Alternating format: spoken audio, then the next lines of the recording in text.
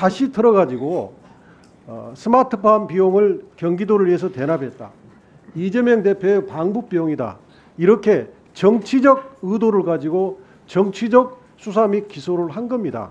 검찰은 정치적 중립을 지켜야 되는데 박상용 검사가 정치적 중립을 지키지 않고 정적 죽이기 정치 수사를 했다는 게 이 탄핵 청문회를 하는 이유입니다. 맞습니다. 자, 김성태 공소장과 안부수 1심 판결문에 나오는 사실관계는 지금 검찰의 현재 주장과 정반대로 북한 사업권 우선적 참여, 쌍방울 계열사 주가 부양입니다. 안부수 1심 판결문을 제가 좀 읽어드리겠습니다.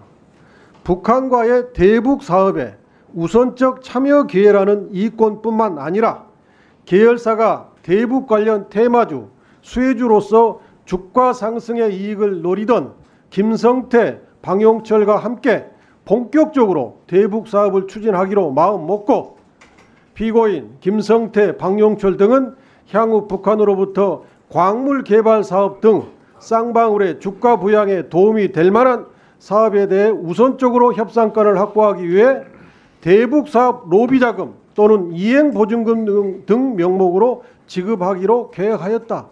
이렇게 판결문에 나와 있습니다.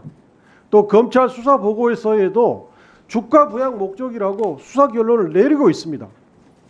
이 검찰 수사 보고서 2022년 10월 3일자 수사 보고서에 김성태와 이 조합에 투자한 측근들은 나노스의 주가를 부양할 경우 전환 가격 500원 대비 막대한 시세 차익을 얻을 수 있다는 판단하에 2018년 12월경부터 남북 경제협력 사업 등 대북 사업 등을 진행하여 나노스의 주가를 부양할 계획을 실행하였고 이 계획을 N 프로젝트라고 명명하였으며 이를 위해 N 활성화라는 댓글 부대까지 운용한 사실이 확인되었기에 이에 보고합니다. 이렇게 결론 내렸어요. 그런데 왜 180도 바뀌었느냐? 이것은 정치검찰과 주가 조작범이 불법 거래를 한 것이라고 저는 단언합니다.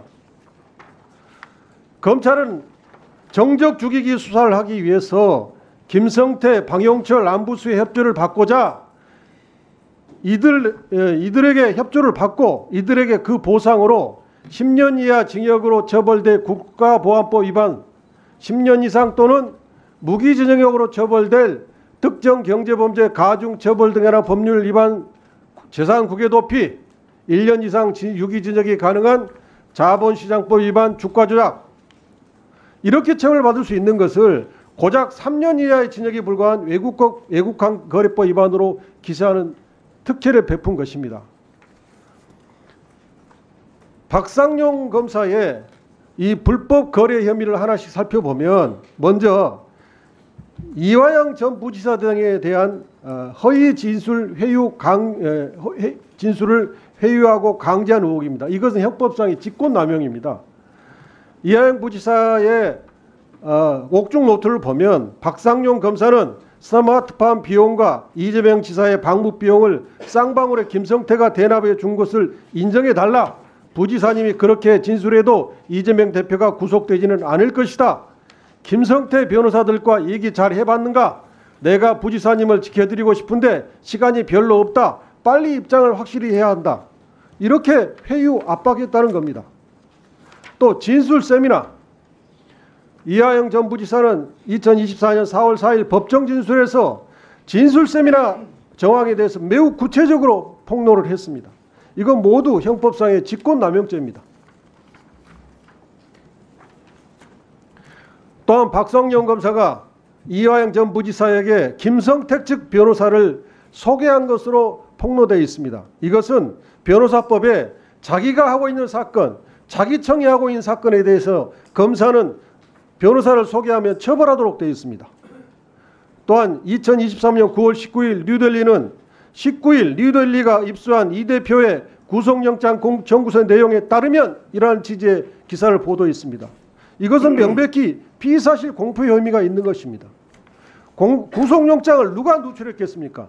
주임검사가 바로 그 누출한 장본인이라는 의심을 제일 먼저 받지 않겠습니까? 또한 피의자 김성태 등 쌍방울 임직원이 피의자 안부서를 피의자의 딸 등이 검찰청에서 접근하도록 해줬다고 하는 것입니다. 이것은 형집행법 위반입니다. 수용자의 접견은 반드시 차단 시설이 된 교도소, 구치소에서만 접견하도록 되어 있습니다. 또한 사건 관계자들은 분리수용해야 됩니다. 근데 이 사건 관계자 김성태, 방영철, 안부수 등을 수백 번 불렀는데 조사는 고작 몇 번에 불과합니다. 조사되지 않은 그 도중에도 이들은 한 장소에 있었다는 겁니다. 이건 역시 형집행법 위반입니다. 직무유기는 아까 말씀드린 대로 그런 중한 범죄로 수사 및 기소하지 않은 직무유기입니다. 또한 수백 건 소환을 했으면 형사소송법상 조선을 안 하더라도 최소한 면담 보고서를 작성하도록 되어 있습니다. 면담 보고서는 똑같이 피의자의 권리, 변호인 선임 권리를 밝혀야 됩니다. 면담 보고서를 작성하지 않고 피의자의 권리를 밝히지 않았으면 이것은 명백히 형사소송법 위반입니다. 이런 것들을 밝히고자 우리가 탄핵 청문회를 하고 있는 것입니다. 그런데 야당이 지금 정치 공세를 하고 있어요. 그래서는 안 되고 여당이 정치 공세를 하고 있습니다. 야당이 하고 있는 게 맞네. 저희가 여당이 하고 싶은 마음이 드러난 거겠습니다. 네. 수고하셨습니다. 다음은 곽규택 의원님.